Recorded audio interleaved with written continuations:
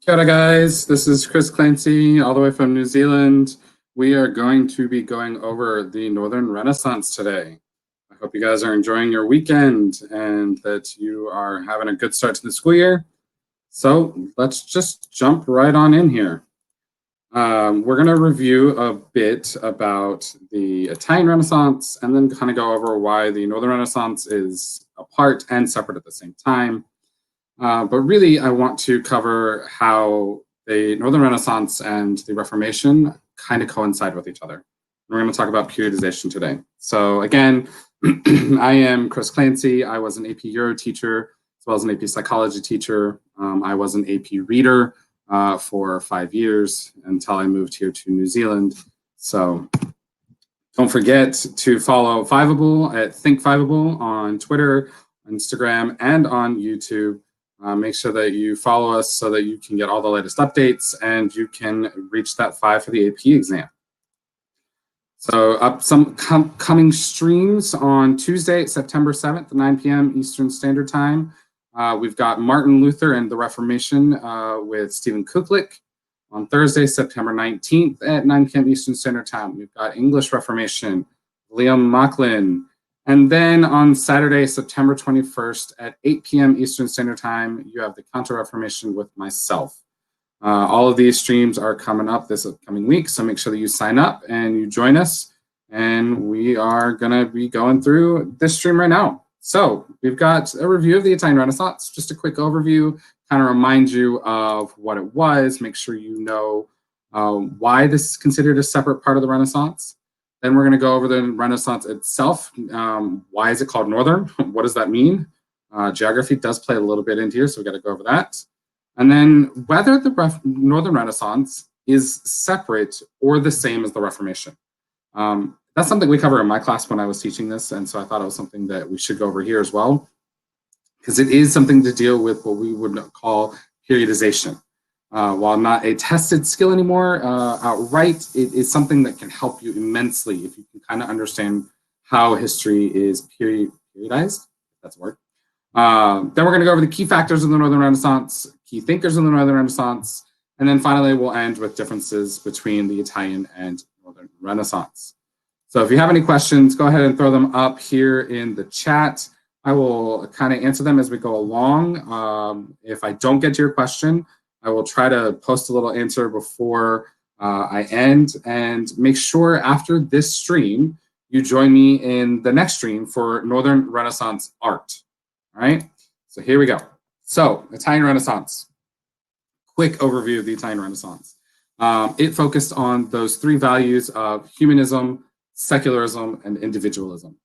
Humanism, the idea that all humans, we have worth, we have value. How can we reach that highest value or highest potential of who we are? Secularism is the separation of church life and your daily life. Cannot stress enough here, okay? And this is the same for Italian Renaissance, Northern Renaissance, Scientific Revolution, any of this time periods between 1450 to like 1800. Just because we use the word secular does not mean we say that these people did not believe in God or were not religious. What we are saying is that there is a separation in their lives. They have compartmentalized their 2 aspects to their life, their church life, Sundays, Wednesdays, Saturdays, and their daily life, every other day of the week, where they're going to conduct business, okay? Church was still very much a part of their lives, the belief in Christ, the belief in God, and things like that. And then individualism is that view of the self rather than the collective whole, right? No longer are we just worried about society. Now we're going to worry about ourselves and what can we do for ourselves. The Italian Renaissance was mainly for those wealthy elites, though. Italy was prime for this type of Renaissance because of the fact that it had so many banking centers. One of those famous families, the Medicis, they are probably the most well-known of these wealthy elites, or what are known in Italian as the Popolo Grasso. And then also the Catholic Church, richest organization in the world. It controlled politics and economics and art. It controlled your life. Okay, so the Renaissance for them also was another way to control your life. And then if we are looking at the Italian Renaissance, well, a lot of the paintings and the frescoes and the sculptures that come out of the Renaissance in Italy are based in the Bible. They're based in the stories in the Bible. They're based in those Renaissance ideals, though, of secularism, humanism, and individualism. So they are distinctly less religious than the North, because it's more about that individual in the painting or in the sculpture than it is about the story of God and the story of Christ. So the Northern Renaissance, where did it happen? When we talk about the Northern Renaissance, what we're really talking about is we're talking about England, we're talking about France. The Netherlands did not yet exist. This was still part of Spain. These would be known as the Spanish Netherlands or the Low Counties. You have Germany, which itself did not exist either. There were over 300 principalities that made up what was called the Holy Roman Empire. And to a lesser extent, we can include Denmark and even Poland, right? But we are going to focus really on this area right here of England, France, the Low Counties, and Germany. So the Renaissance is the Renaissance or Reformation in the North. There is no clear-cut answer here, okay? And I think the reason why I'm bringing this up is because a lot of times when you're writing your SAQs or your LEQ or your DBQ, we tend to see that students write in a very black and white manner, okay? The Northern Renaissance did focus on Christianity, just like the Reformation did. It did focus on man's place within the Christian world, just like the Reformation did. But I would say the difference here is that the Reformation was about fixing the church. Northern Renaissance was just about finding your place within the church, not necessarily fixing it, okay? We've got Erasmus, who we're going to talk about a little later as well. He is probably the most well-known humanist, especially of the Northern Renaissance. A lot of his writings are grounded in the Bible. They're grounded in his belief in the Catholic Church, but he's still a humanist. He still is following that idea of how do I make myself better? How do I make my worth and my value the highest that it can be, okay?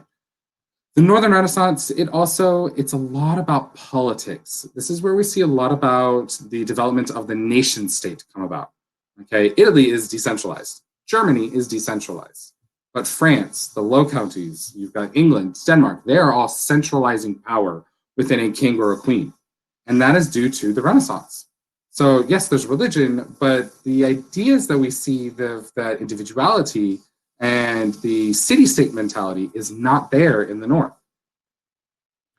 And so I would say what you need to keep in mind here is that when we give time periods, right, you always see that little C, and your teacher might throw out the word circa, and you're just like ignoring it.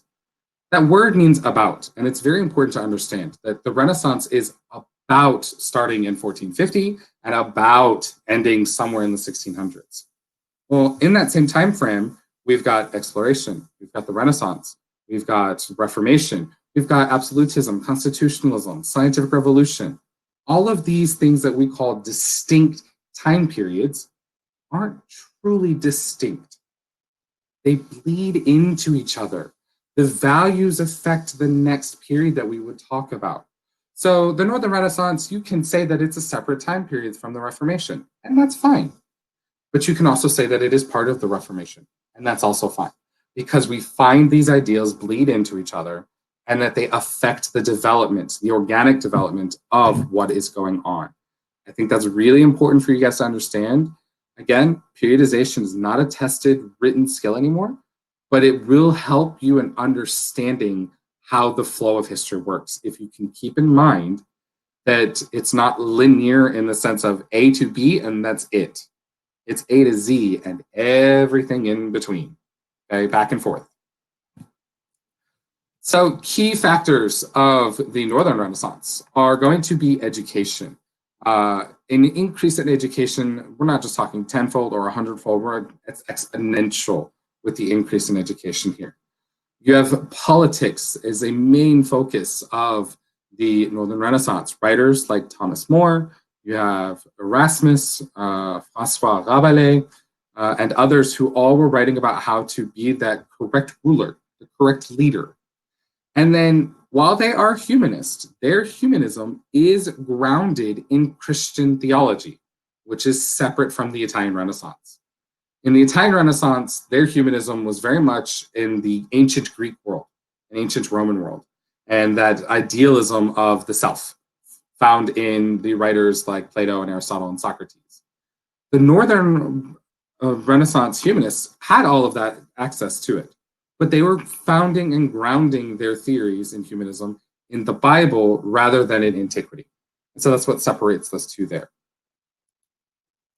So when we talk about education, I cannot stress enough that the invention of the printing press had so much impact that it can't be understated, okay?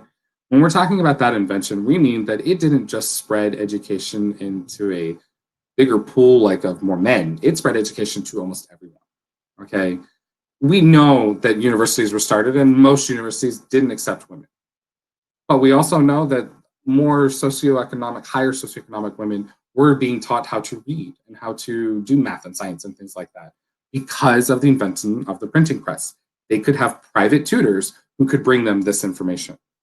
The spread of the printing press spread the ideals of the Renaissance and the Reformation and science and all of these ideas so fast and so far that it meant that the average man who might not have actually had the access to a book now has access to a book and therefore could want to learn how to read. And again, that can't be understated. You would not be in the position you are without the printing press. I would not be in the position I am without the printing press, because most of us would not have been very, very, very, very wealthy to learn how to read. Or if we did know how to read, because books were so expensive to produce because they were done by hand, most of us would have just read the Bible and maybe a few treatises here and there. We would not have the vast majority and what's the word I'm looking for, differences in all of the genres of books that we have today without the printing press. So for me, that is the most important part of the Northern Renaissance. It is education, it's the printing press, it is that increase in the standard of living for everyone, not just for the wealthy now. Politics in the Northern Renaissance, this is about the consolidation of political power. Okay, Italy was not unified. Right? Italy is not going to be unified for another couple hundred years. And that disunity, if that's a word, is what's going to keep them from actually, I would say, taking over the continent almost.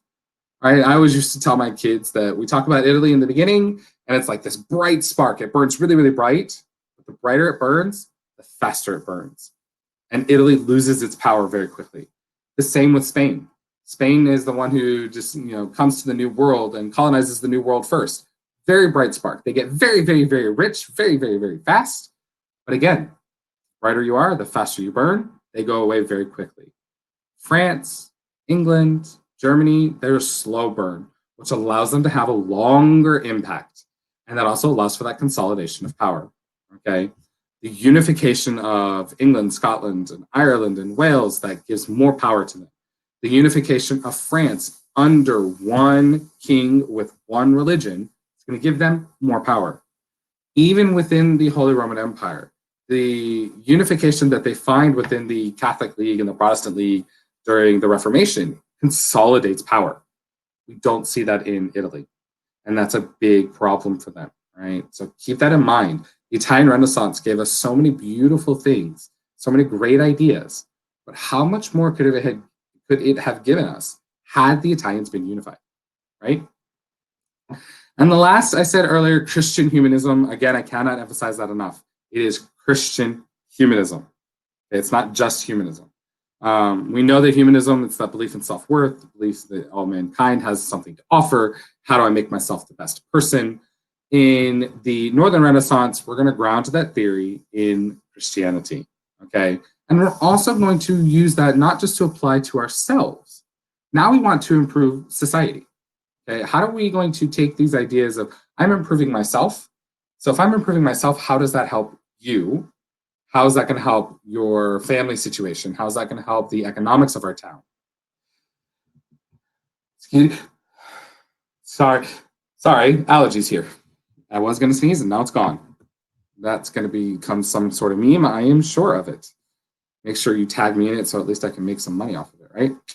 All right. Anyways, let's move on. So famous Renaissance thinkers. There are a lot of Renaissance thinkers. These are just three of the big ones that I picked. You could also throw in here Christine de Pizan, who is Italian, but she was writing in France. Some people even throw in Niccolo Machiavelli because of his political treatise on the prince and that it's about political centralization. For us, I'm going to talk about Erasmus, Thomas More, and Francois Rabelais. So for Erasmus, he is from the Low Countries, which were also known as the Spanish Netherlands. He was a trained cleric in the Catholic Church. He was a very strong believer in the Catholic Church. Notice the years here that he wrote, all right, 1509 and 1516. 1516, that's a year before we have the 95 Theses. So he is a contemporary of Martin Luther. Now, in Praise of Folly and The Education of a Christian Prince, these are both going to be humanist writings, okay? They're all about how he believes that we as people should make ourselves better through our belief in Christ, through our following of the Catholic teachings. And by making ourselves better, we therefore make society better.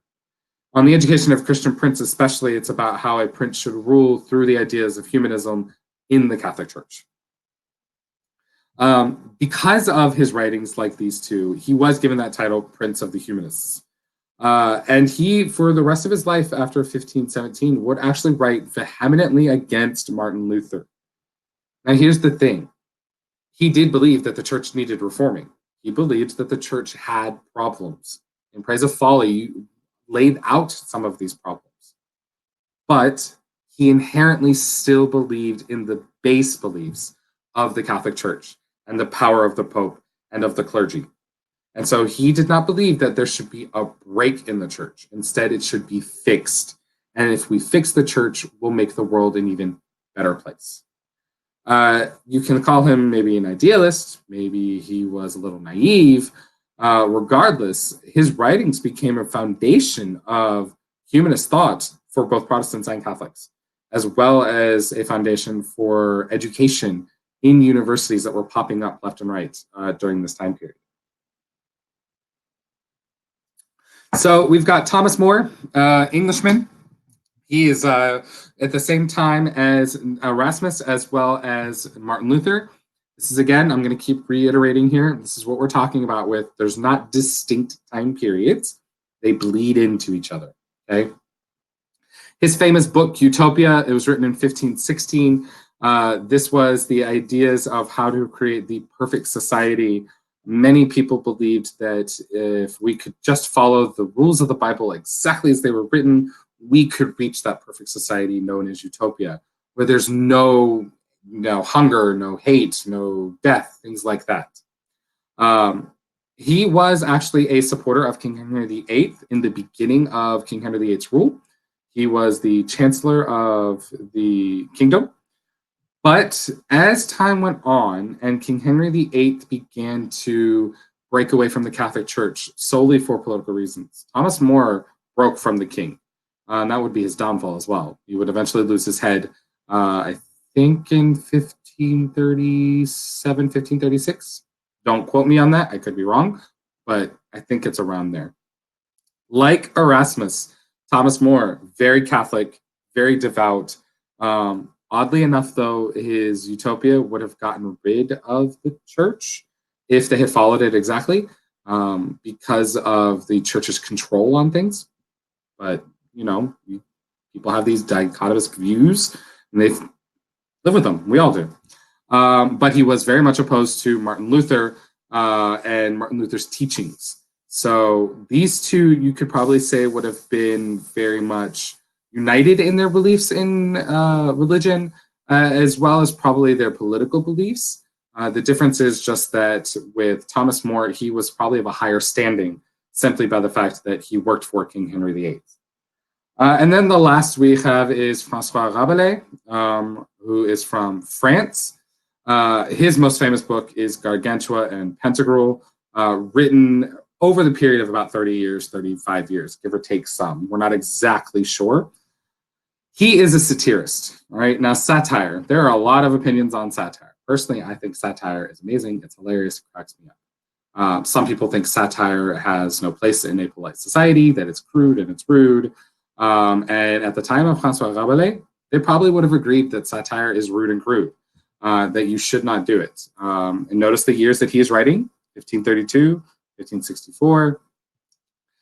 During this time frame, we are starting to see the destruction of the Reformation take hold in Europe. The French wars of religion are going to be happening during this time frame. There's that split in the leadership of France. You have the Huguenots, French nobles, who are Protestant, but the queen and the king are Catholic. So satire for him was his way to write about these political issues and these social issues of the time. They were his way to go through and kind of explain, hey, look, y'all are being stupid, so stop it, and let's kind of come back to this idea of humanism, of Christian humanism, and making the world a better place, making our society a better place by making ourselves better. And with that, he would have probably had a bigger impact if his writings weren't suppressed because of the fact of the Reformation. And he didn't outright say that the Reformation was wrong. And if you read all three of them did agree with certain aspects of the Reformation. They did believe the church was corrupt. They did believe that there needed to be some fixing of it. But their focus was within society itself, not the church itself. That's what makes them a Northern Renaissance thinker and not necessarily a Reformation thinker, in my opinion. Your teacher might tell you different, and that's perfectly okay. History is not something that is black and white as much as we teachers love to make it black and white. There are so many shades of gray that it can give you a migraine. So just keep in the back of your mind that as long as you can kind of put these guys in one camp or the other and defend it, you'll be fine. But you can't say on the one hand that they're a Renaissance thinker and then they're a Reformation thinker, but neither defend either side. You've got to come up with your defense of why they are Renaissance thinker, Reformation thinker, etc. So when we compare the Italian Renaissance to the Northern Renaissance, let's look at the Italian Renaissance first, because it started first technically.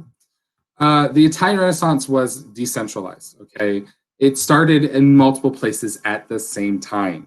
And it was a political thing to show control or supremacy of that city-state.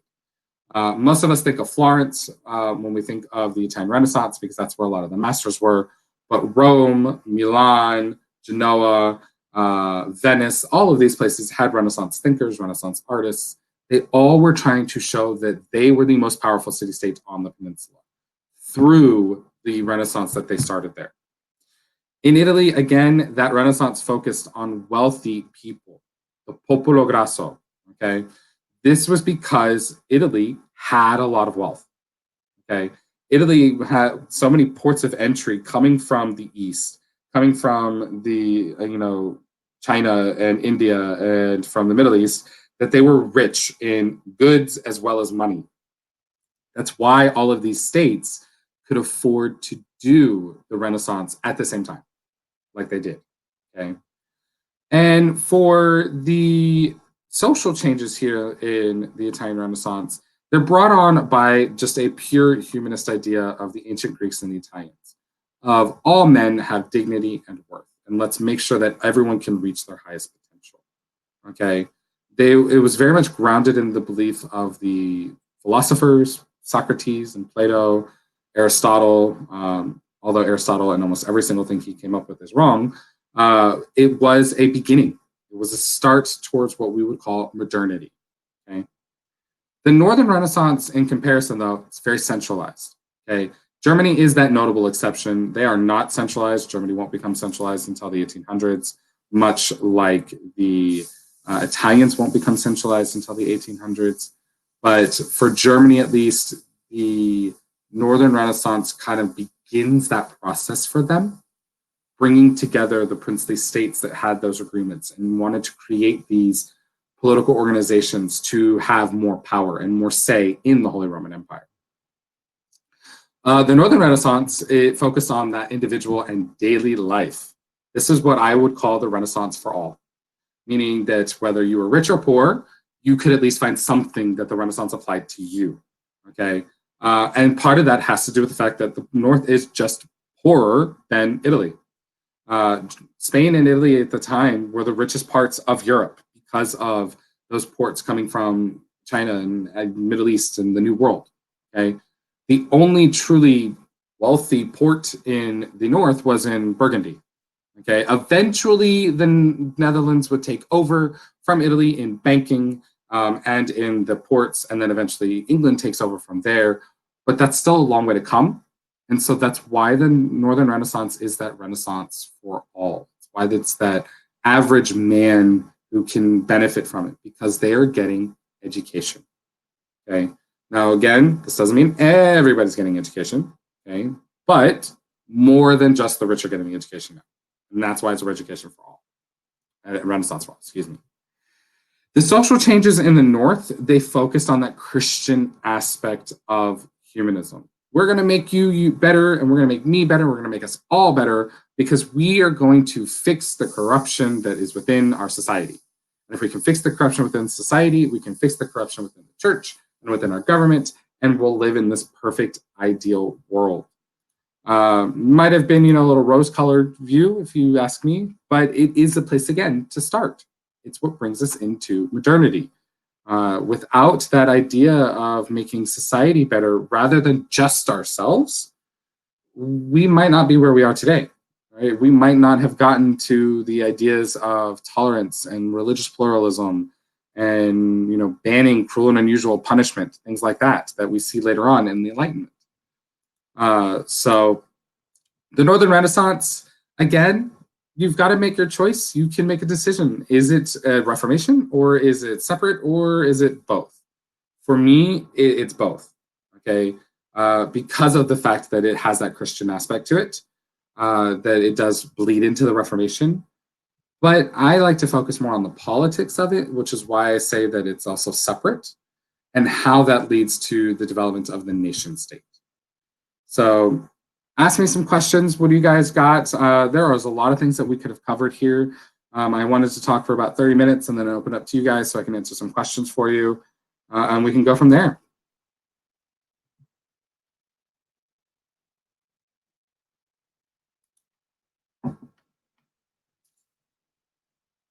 Don't all start at once now.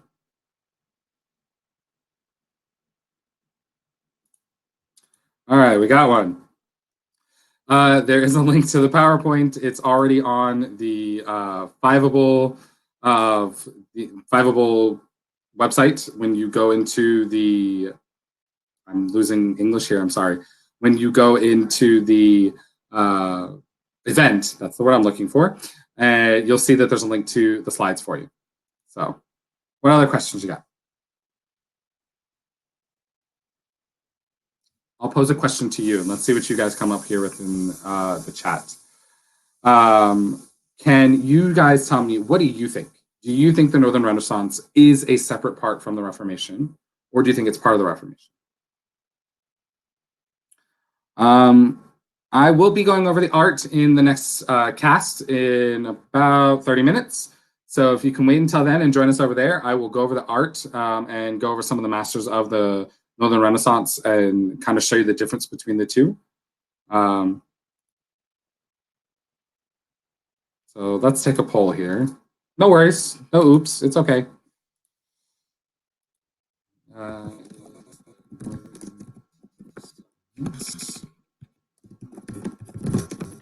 of the Reformation. And we'll do it very basic like we did in school. Click yes or no. So tell me what you think. Is the Northern Renaissance a part of the Reformation, or is it separate?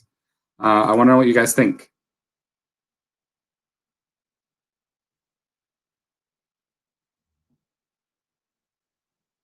Okay, separate? Why do you think it's separate?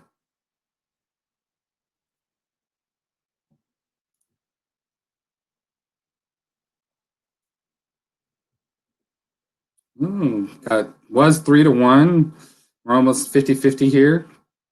Hopefully you can kind of see that stating that something is, an exact black and white, and I kind of use that back here in the background, unintended here, right? It's too difficult to say that it's black and white like that. I really like what Madonna says here. they're definitely connected. Totally true. The Northern Renaissance, the Reformation are definitely connected. But I do agree with you. They are separate. Okay, the Reformation is when we're talking about really that complete break from the Catholic Church. While in the Northern Renaissance, we're still trying to fix it. We're still trying to make it better. We're still trying to use that humanist value and make lives better for everyone. Dakota, what are the most important Italian city-states? Hopefully nobody in Italy ever sees this, because I'm sure I would be killed if I did. If you asked my opinion, Dakota, what are the most important Italian city-states? I wouldn't say Florence, Rome, and Venice, because of the fact that those are the three biggest ports. But you could make an argument Milan and Genoa, Bologna, other ones that I can't think of right now are just as important. But for me, Dakota, I would say it's Florence, Rome, and Venice. Those are the three most important Italian city-states. Yes, Erasmus laid the egg and Luther hatched it. Very good question, good comment, Liam. Actually, I'd like to point out that Erasmus apparently said that Luther hatched a completely different egg, which I do agree with. Erasmus wasn't trying to create a whole new church. He wasn't trying to get rid of the foundations of what they had in the Catholic Church. Martin Luther was. Martin Luther was trying to completely change it, completely get rid of it. He did not want to keep any of the old guard, as we would say, right? But that is a very common quote. Yes, Erasmus laid the egg and Luther hatched it. The role of the printing press in the Northern Renaissance. Oh, the role of the printing press. That's a very good point to make. Guys, this shows up on the AP exam. I am promising you that you will see at least some sort of question, whether it's an SAQ or a multiple choice question, I can't say, but you will see a question about the printing press. Okay, it is so important. It doesn't just spread the Bible, which obviously we know about Gutenberg. He's the first one to publish the Bible, and it spreads to everybody. Then he translates it into German and spreads it to everybody. And that's important. But what's also important here is things like the scientific revolution would not have been spread. The Enlightenment ideals would not have been spread. Exploration itself would not have been spread without the printing press being created, because that allowed us to get our ideas further out there in the world. Okay, it changed education so radically that you and I are where we are because of the printing press. Okay, I would not have been going to a college in the 1500s because I came from a very modest family, like most people do. With the printing press, though, that lets me take that modesty and exponentially raise my ability to go further in life, because I can read and I can write. The literacy rate increasing at this time frame was so rapidly, you could make an argument that that's also why there were so many social problems, right? Because if you think about societies where most people can't read, or most people don't have a base knowledge in what you and I might call common sense, cohesion tends to be very good. People tend to not argue about things because they don't know better. And it's not right or wrong, it's just what it is. But with the advent of the increase in literacy rate, with the advent of more open education, that causes that friction, because now your interpretation of something and my interpretation of something could not match, might not match. Maybe they would never match, and that causes friction. So the printing press, again, you please understand, the increase in literacy rate, the increase in the spread of ideas, the increase in pretty much everything that we hold near and dear to our lives is because of the printing press. And it will show up on the AP exam, I promise you, okay? Good question, Mackenzie. Dakota, you asked about the Northern Renaissance way before the Reformation. That's a good question, and I'll touch on a little bit here because I'm going to bring up an artist that I'll talk about in the next one. His name is Jan van Eyck. Okay, Jan van Eyck was born in the 1300s, died in 1446, I think is right date. Technically, that's before we even start in AP Euro, because AP Euro starts around 1450. But Jan van Eyck is a painter of the Northern Renaissance. So how do we say he's a painter of the Northern Renaissance? when we haven't even said the Italian Renaissance begins. So it's not that the Northern Renaissance is way before the Reformation. It again goes back to that idea that these time periods blend together, okay? You have the Renaissance, you have the Reformation at the same time. You have the Northern Renaissance, you have the scientific revolution, you have absolutism and constitutionalism developing at the same time. Okay, so kind of keep in your mind that they're not separate time periods, that they, Northern Renaissance starts, it stops, over. Reformation starts and stops and over. It's Northern Renaissance starts, it's going, and the Reformation starts. And now they're both going. And then we have absolutism, and now all three are going, okay? The time periods blend in together. And kind of just keep that in the back of your mind, that it's not this black and white, A to B to C. They all blend in together. Luther would have been burned just like Jan Hus. Yes, you're right. Without the printing press, Luther would have been burned just like Jan Hus. I would say maybe the difference between Luther and Jan Hus is that the centralization within Bohemia alone of Jan Hus and his followers worked against him. With Luther and him being, all over the Holy Roman Empire, that helped him in saving his life, because he could find somebody who would want to support him, which is, I want to say it's Frederick the Elector. Someone correct me if I'm wrong. But with that protection, that's what kind of, allows him to continue to spread his message. Jan Hus never got that protection because no one cared about Bohemia. It's sad to say, it's just how it was. What other questions do we have about the Northern Renaissance?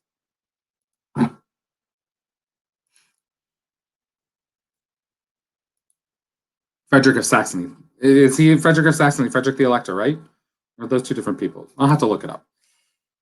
Sorry. When you teach something for so long, names, especially all of the names, start to blend together because they would definitely, how many Henrys are there? In France, you have the War of the Three Henrys. In England, you have, by the time that's going on, you have Henry VIII. What advice do you have for someone who is self-studying? Well, I would say if you're self-studying, have you at least taken an AP history class before so you know the writing style for AP history? If you haven't done, okay, so you have, so that's good. Then my advice is when you look at AP Euro, AP World, and APUSH, what I tell kids is that AP World is big picture. So you got to look at how everything connects over massive amounts of time and over massive amounts of land. So it's very, very shallow. And then you also have AP Euro, which is very detailed. Okay. With my kids, I tell them dates aren't that important. And I'll tell you the same thing. There are some dates you need to know. 1517, that's an important date. 1645, that's an important, 48, excuse me, that's an important date. But like overall, what you need to know is you need to know the people. And you need to know the whys and the hows of those people. How did they affect society? Why did they do what they did? And with APUSH is that where you get down to the minute of minute detail because it's focusing on just one country. And so you got to know all of the tiny little details of all of these people and all of these areas. So hopefully that kind of helps you with self-studying. Make sure you're paying attention to the why and the how, not so much the when. If you can know the time periods, you're good. So if you can keep that all together, I would say self-studying is definitely possible with AP Euro. Because if you're like me, this is incredibly interesting and I could do it all day long, right? But I would also say that if you're like me, don't be afraid to ask. I cannot remember all the different Fredericks. I mean, as you can see in our chats, we've got Frederick of Saxony, Frederick the Great Elector of Prussia. Some people saying it's same, different. We're human. It's okay. Ask for help. And that's why you should always come to all of the Fiveable casts so that you can get help with that. For me, I always like to say use Princeton Review when it comes to the effective year-end review. If you're using a prep book, if you're going to use some online tools, definitely Fiveable is the best one, as well as I do like Albert.io. It's a good one. But if you're going just for a book, I like Princeton Review. And then after Princeton Review, I like Crash Course, not by John Green or Hank Green. Crash Course is a little blue book that I find to be very succinctly written and will help you in remembering all the big details that get lost along the way. He's good for online review videos, yeah.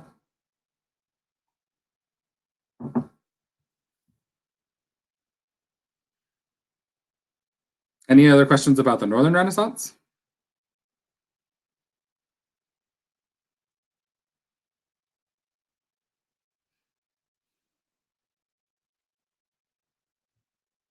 Thank you. I try to be. Again, I'm human, and I just moved to a brand new country, so I am so unorganized right now. It's not even funny.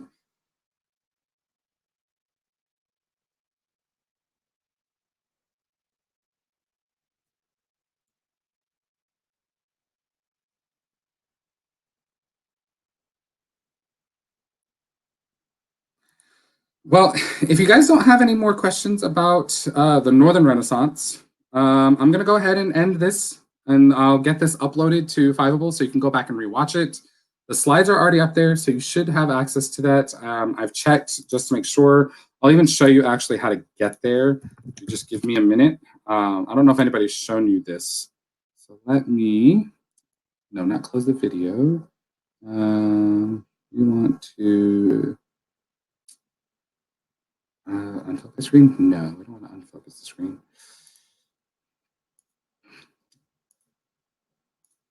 Ah, there we go. Okay. So if I'm going to reshare now with Fiveable so you can see it. Okay, so if you are at the Fiveable website, it looks like this. When you log in, you should see the screen come up like this. So right here's the Northern Renaissance. Hopefully this won't cause feedback. I apologize now if it does.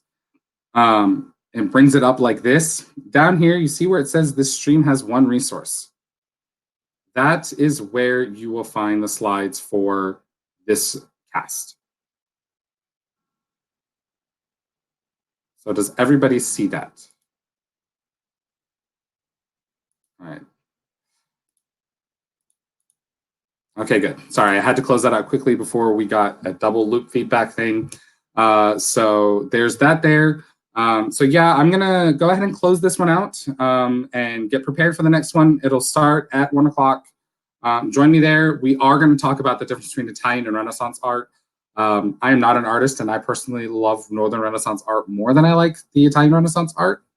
And we will go over that soon in about 15 minutes. So I hope to see you all there. And don't forget about the cast coming up this week on Tuesday, Thursday, and Saturday. And we will see you then. So if I don't see you at the next one, kia kaha, and talk to you guys later.